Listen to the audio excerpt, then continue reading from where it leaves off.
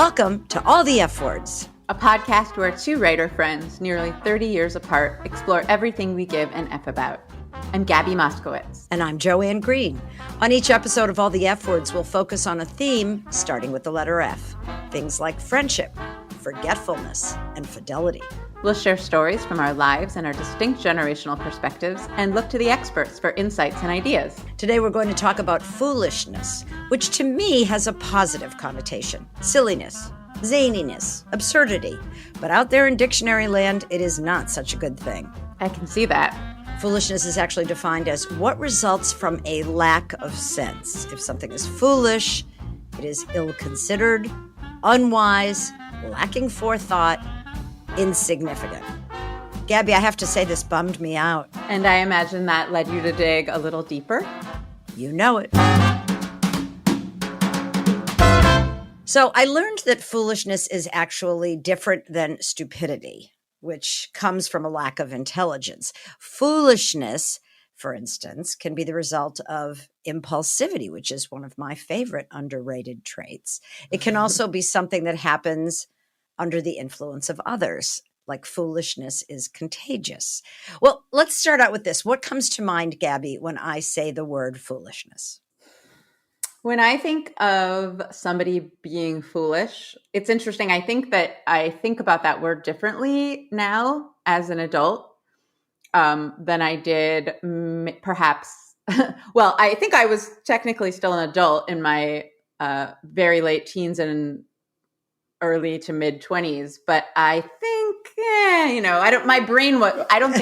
don't think the adult or the female brain finishes developing until you're like 26. But I do think that I have a more negative association with the word foolishness than I did before. Now, if somebody tells me something and I say, or they say, well, that was just foolish, I think that is something that I hear with more judgment than I used to. Now, I don't think I said it very often, but yeah, I was just being foolish. That's maybe how I thought of it when I was younger.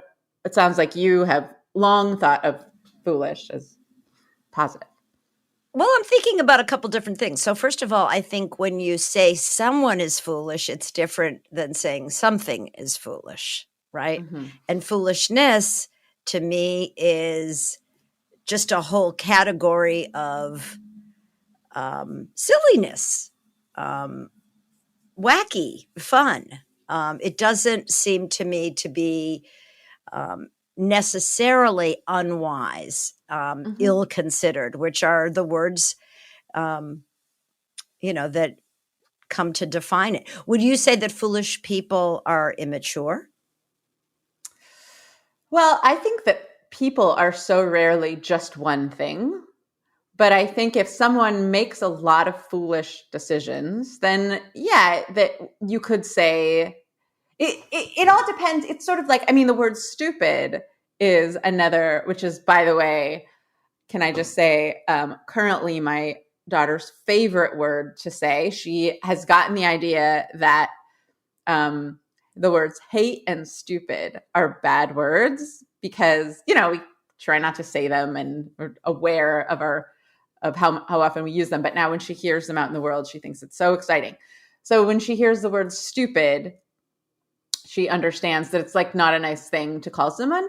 But also, if I did something that was a little silly, I could colloquially refer to it as, I was just being stupid.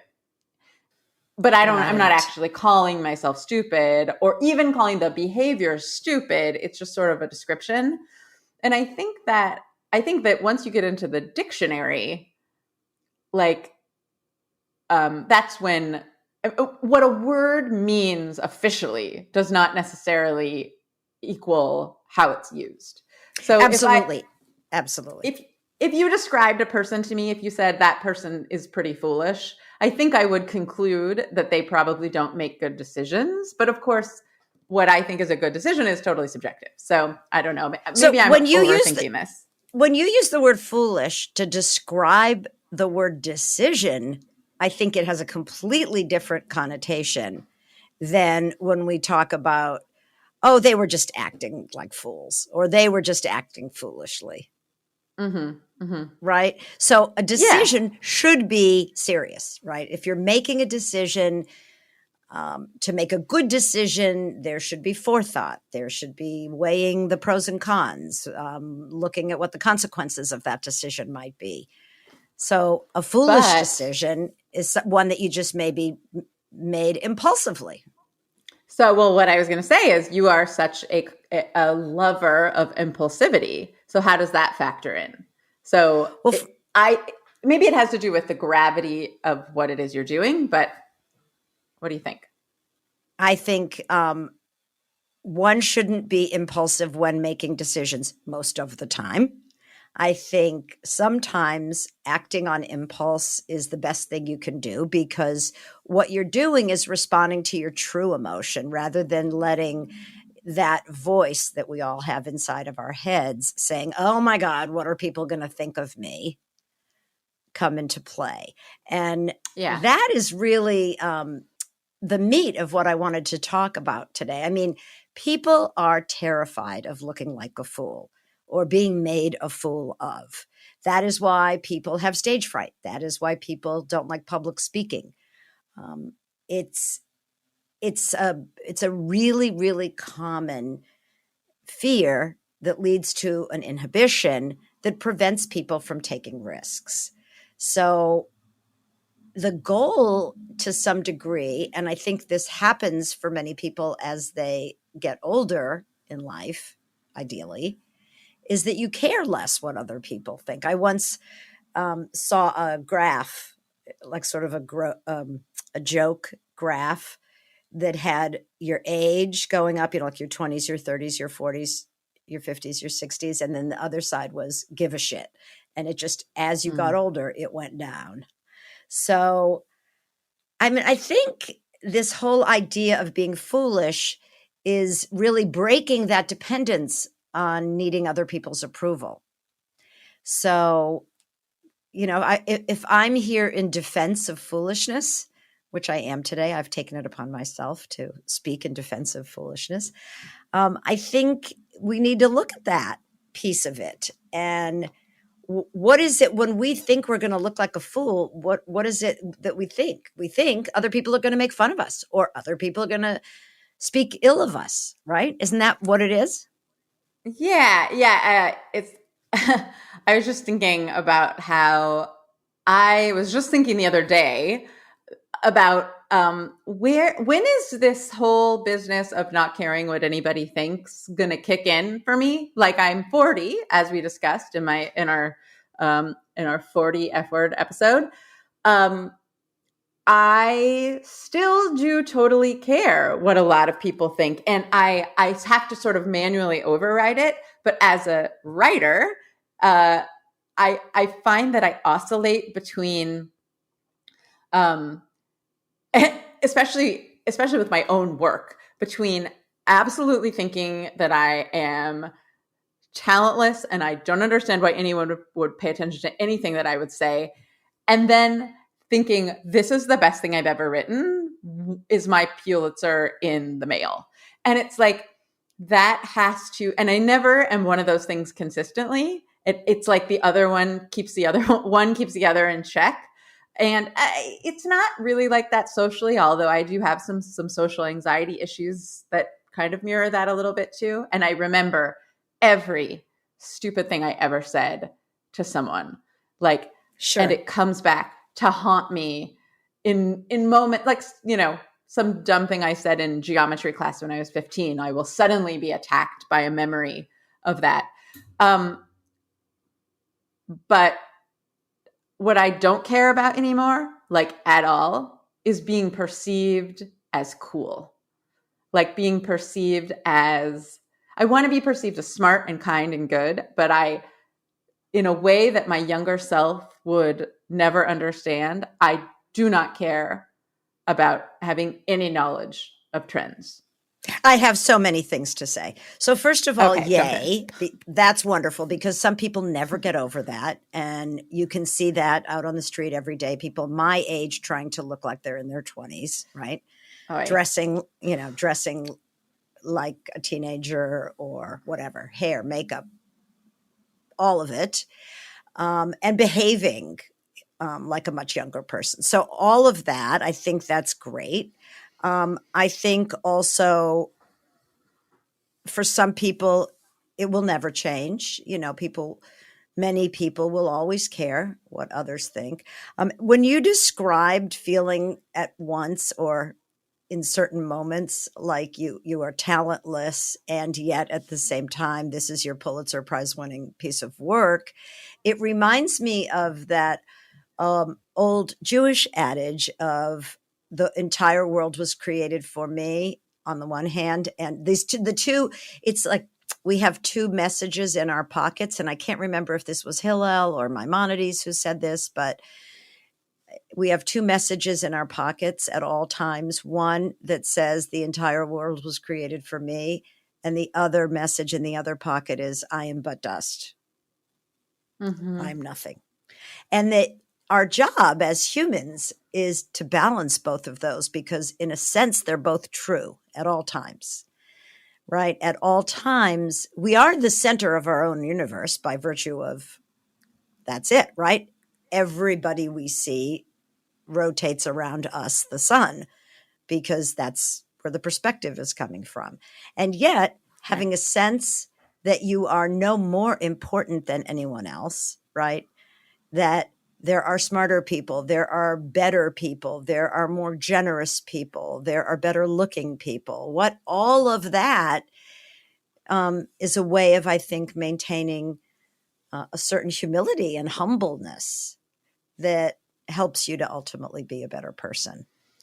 So Yeah. let's get back to foolish though. Where does foolishness fit into all of that? I think if we're sort of equating foolishness and impulsivity, or impulsiveness, is it impulsivity, or I guess probably It's impulsivity. Impulsivity. I think maybe both, but definitely you can say impulsivity. So I think that if we're looking at foolishness in a positive light, for me personally, I think I would think about the moments when I'm brave despite it not seeming like a good idea. I got that doesn't happen without a handful of foolishness, like or a stiff drink. right, exactly. And which, I mean, it was funny. You were saying you were talking about under the influence of others. And I was sure you were going to say under the influence of alcohol.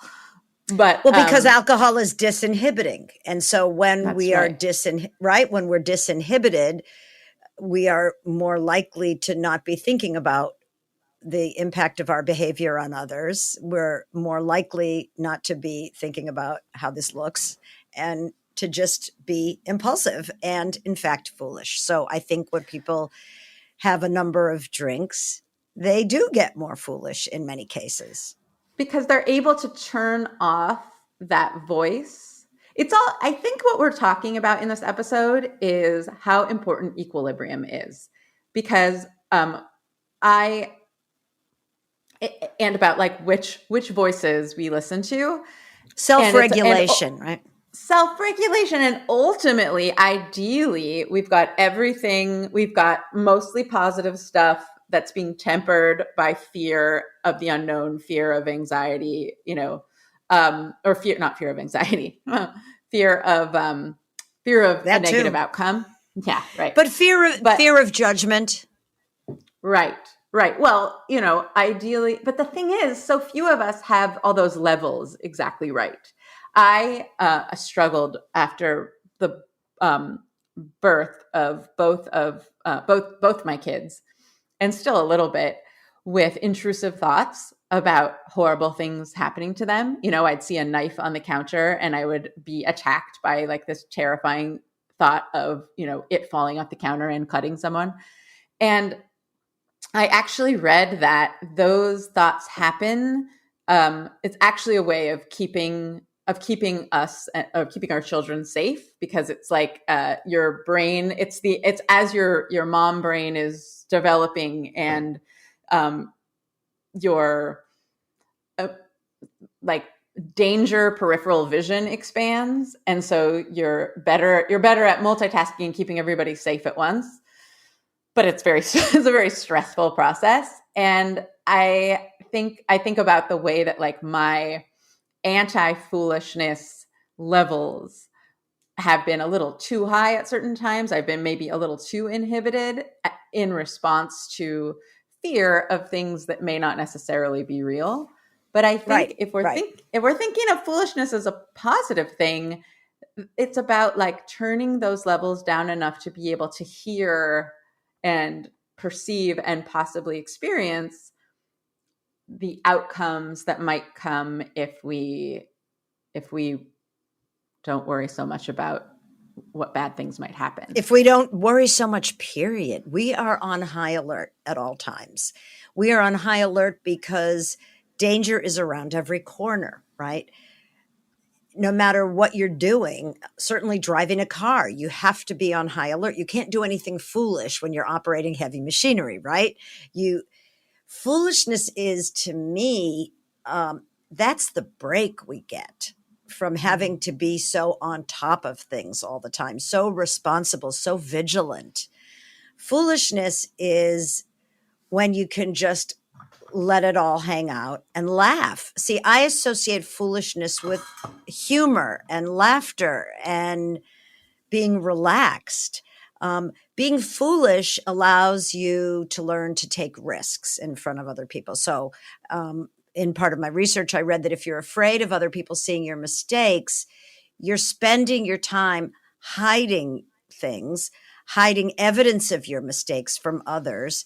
And so in effect, what you're doing is you're making it harder for people to get to know you, which is completely counterproductive because as human beings, what we really want is to be seen and to be known. So if we end up engaging in behaviors that prevent people from knowing us because we're so afraid of being judged, which we all do. I do this. We all do this. Then you put this concept of foolishness to the side and they think, that is a way of getting beyond that, of saying, so I make a mistake. So I'm a little loud. And, my sister never drank. But if she was at a party, she would sort of let loose. And she would always say, I don't have to actually drink to loosen up. I can just loosen up. And I always thought that was great, right? Because people, I think, use alcohol as an excuse for wanting to engage in that behavior in the first place. And then they use the alcohol to say, oh, it's because I had a couple drinks that I am now just going off on a rant here or whatever. She would just act silly or dance with wild abandon. And, I certainly know how to do that too. I don't need to have had a couple drinks or a drink to do that. But I think it's interesting. I think sometimes I think we have certain people with whom it's okay to be foolish. Don't you have girlfriends with whom you can be really silly and it's delicious and it's fine and you can act like a fool? Yes. So my best friend growing up, Katie, she and I remember the first time Evan, my husband Evan, ever met her and saw us together. He was like, who are you? We say the most disgusting things to each other and we send text messages, but God forbid, for a variety of reasons, but like, God forbid one of us die and somebody has to, go through one of our phones and doesn't understand the context of our relationship because we are so ridiculous. Oh, give us an example. Example. I don't even know. It's like disgusting. It's like, dude, share. Oh, I mean, we have had. Do you have your phone right there? Can you pull something up? I don't think I can. It's like. Why? Because you're afraid what people think? Are you afraid of appearing to be foolish on our podcast about I foolishness? am. I am. And I'm afraid of making her look foolish. It's like, we've had this joke for its long running joke about, I don't think I can say it. You can't even say it. Oh, I mean, long running joke about, she's going to say it. I know she's going to say it.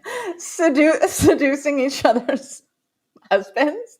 But it's great. Like, there you said it. Now, I don't think that's foolish. I think that is a discussion. Our husbands talk amongst don't yourselves. Love this joke. I bet. They are not crazy about this joke. And we say really graphic, funny. Well, we think they're hysterically funny things. And we just crack each other up. And they look at us from across the rooms as we're laughing at our phones. But yes, can I say, Gabi, before you go any further, how delicious is that? How much does that do for you? How much does that give you in terms of balancing out all the crazy emotions that you go through as a mother, as a writer, as a wife, as a person living in this screwed up society where women have no reproductive rights and firearms are everywhere, and right, to be able to have this silly interchange with someone whom you trust, right?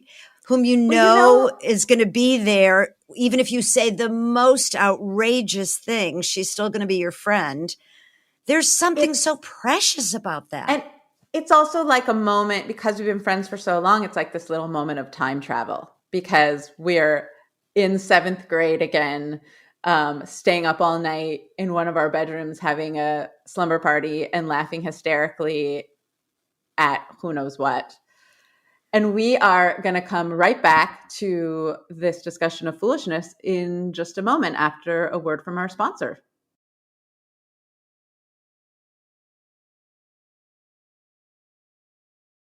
You know, talking about your friend Katie is making me very excited, Gabi, because on August 17th, I don't want to say oldest friend, because I have friends who are older, but I have no friend with whom I've been friends for longer. So how would I say that? My longest running friend. We became friends in the 1st grade. We got in trouble together in the 1st grade. And, you know, now we're getting older. I've said my age 100 times, and I'm not afraid to say it. I'm 68. She's 69. And she's coming out here 2 days before her husband joins her so that we can have 2 days together. And I'm just thinking about all the foolishness that's going to ensue. Can't wait. So what kind of foolish stuff do you guys get into? You know, I don't know, because we've lived on opposite sides of the country for our entire adult lives.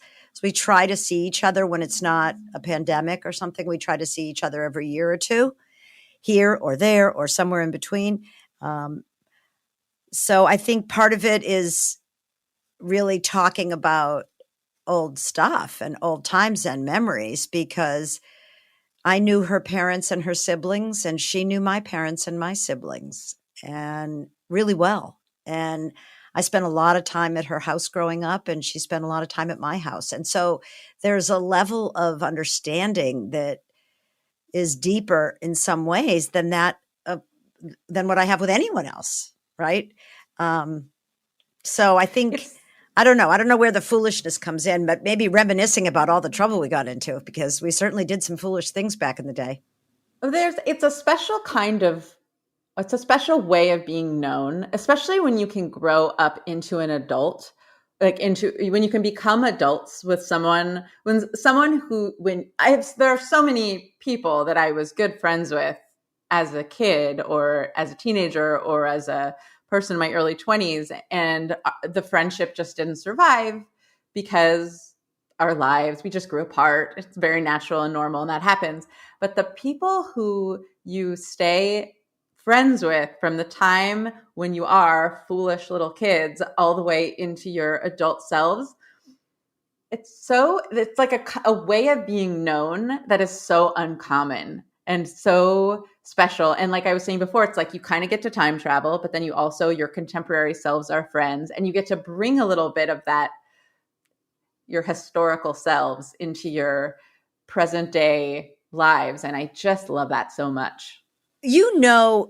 You've seen her behave badly. And so it's not like there's ever a risk that she's going to do something that's just going to piss you off so much that you're going to end the relationship. You've already seen it. You already know.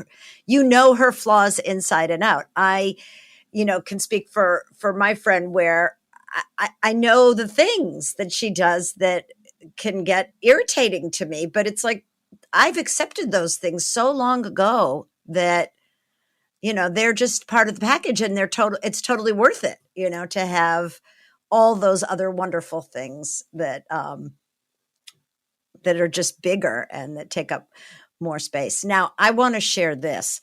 When you do a little research on fool or foolishness, what keeps coming up is the tarot cards, because there is a fool.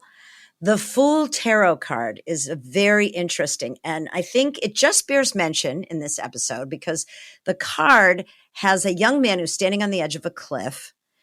He's setting out on a new adventure. He's looking up toward the sky, and he is unaware that he might be about to just skip off a precipice into the unknown. It depends on what tarot deck you have, right? Because they all probably illustrate everything differently, but doesn't he always have a white rose in his left hand, supposedly representing purity and innocence, a small white dog at his feet representing loyalty and protection, and that's encouraging him to charge forward and learn the lessons that he came to learn. So part of what the tarot is asking us, with my tiny bit of research, this is what I came to understand, that we need to trust where the universe is taking us. And the Fool, which is one of the many influences on us, if you happen to draw that card, encourages you to have an open and curious mind and a sense of excitement. You're supposed to throw caution to the wind and be ready to embrace the unknown, leaving behind fear, worry, anxiety about what may or may not happen. So again, it's a very positive perspective on the idea of foolishness, thinking of it in terms of what will allow you to have an open mind and take risks. The Fool is like that friend at a karaoke bar who senses that you're a little hesitant about performing, La Isla Bonita by Madonna, and is just like kind of cajoling you and just you're going to be so good. Your voice is so good. It's going to be great. Just get up there, and it's the person who or maybe it's that voice inside of oneself. I'm imagining the Fool as the person who is able to let go of their own inhibitions enough to see where the world takes them. Exactly. Because what is the big downside risk? Here's the thing. If you look like a fool, so did you have fun? Were you able to have fun? Mm-hmm. Was the process somehow freeing? It makes me think about this idea that people, when they're older and, tell me if this is something that's ever occurred to you. I every now and then I feel like I get a little access to this idea, but it's hard for me to keep it in mind all the time. And it's that nobody is thinking about you. And it's like, it's a slightly devastating, but ultimately very freeing truth that thing that you did or said that you were sure everybody was mad about, or everybody was laughing at, or everyone was just judging. Nobody's thinking about it because they're all thinking about themselves. And it's like the Fool already knows that and has been set free. Maybe. I mean, I think it is much like those two little notes in your pocket. The world is created for me. I am but dust, right? I can't write worth crap. Versus my book could really be a bestseller. It's, and we all are vacillating like that all the time. And to get back to the writing process. Yeah. You can't edit without the knowledge that you're wrong. And you can't publish without the knowledge that, or you can't edit without the belief that you're wrong, but you can't publish without the belief that this could be really successful. And it's like, you got to channel the right ones at the right time. Yeah, it's pretty skitsy. I would have to say I would go so far as to say you can't publish without thinking that you really have something valuable to say. Yes, sure. That's a much more sane way to put it. Right? I mean, ideally, the book will sell, but the way I'm feeling about my book is even if it doesn't, I'm going to feel really good about seeing it through, making it happen, putting it out there in the world. And I keep telling myself this just in case nobody buys it, but it's very healthy. You'll buy it, won't you, Gabby? Will you buy I will absolutely buy it. But there is this truth, this thing about publishing a book that with every big creative project that I have experienced that kind of speaks to what we're talking about, which is that you spend all this time working on this thing that is your life in pages, whatever presentation you choose. And you spend all this time promoting it and, on social media and in person, and you do all kinds of stuff and you work so hard.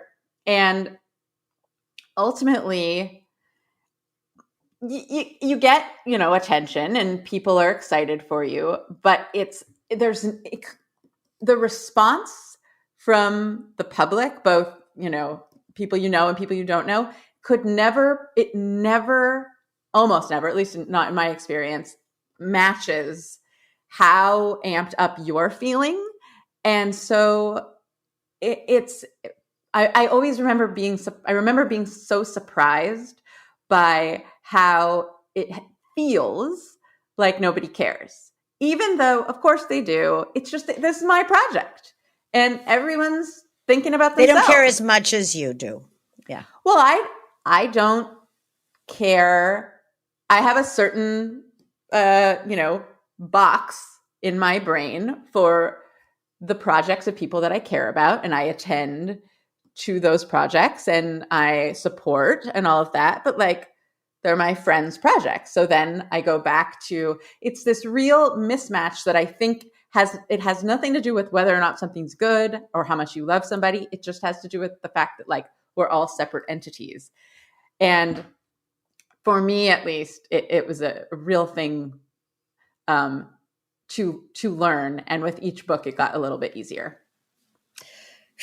Well, I don't know that I'm ever writing another one, but I will take that under advisement. I want to end today by sharing some quotes about fools and foolishness that are just, I thought, definitely something to think about. So this one is Marilyn Monroe.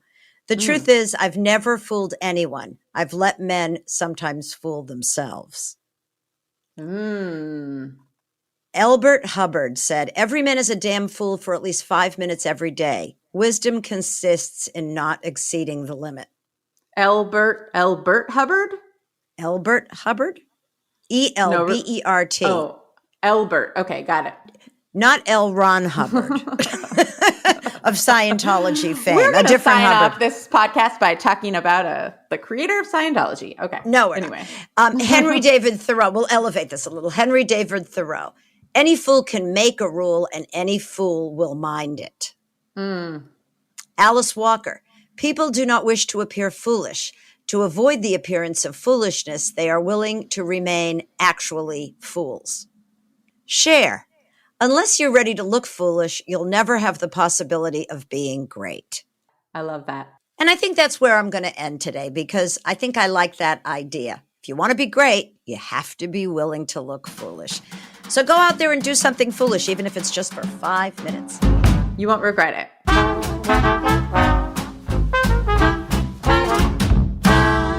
And thanks for listening today. All the F Words is available anywhere you get your podcasts, and we hope you follow us and rate us. We are on social media on Instagram, Twitter, Facebook, and YouTube at allthefwordspod. And email us. We would love to hear about your foolish things you're getting up to. We are allthefwordspod@gmail.com. Bye.